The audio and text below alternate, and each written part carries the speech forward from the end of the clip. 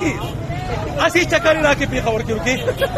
هر کې ګروټه هم نه ده خوړلې تر اوسه دا څه وایي 12 بجې راوتي وو په دې انتظار یو چې د پالیسا سره به دې تقریر کوي خو ورجان نه تقریر کوي څنګه شو کېدلو دې نه مخکې کېدلو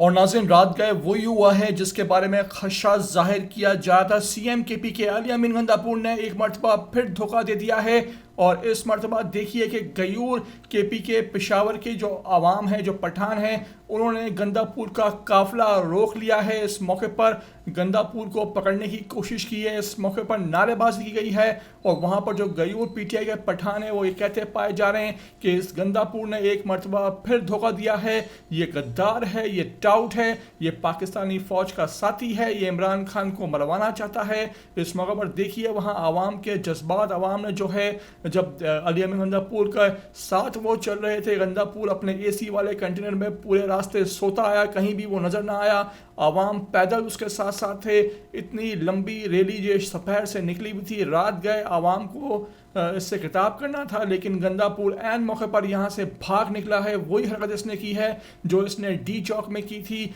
और एक मरतबा फिर इस